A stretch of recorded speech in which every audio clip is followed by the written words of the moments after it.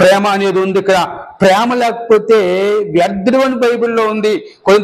మొదటి కొరింథీ పత్రిక 13వ అధ్యాయంలో ప్రేమ కోసం బైబిల్లో చాలాసార్లు దేవుడు రాసి పెట్టాడండి. ప్రేమ అనేది నీలో లేకపోతే నువ్వు ఫలము ఫలించలేనట్టే.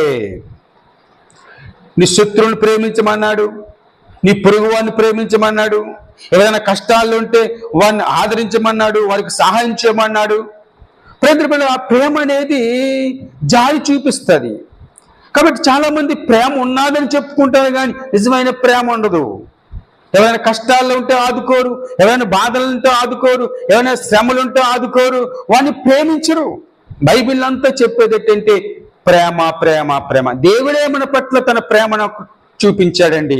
పాపములో శాపములో ఇష్టానుసారంగా జీవిస్తున్న మనల్ని తన కృప చేత తన ప్రేమ చేత మనం రక్షించుకున్నాడండి. ఆయన ప్రేమ ఎంత గొప్పదంటే ప్రేమ బిళ్ళారా వివరించరా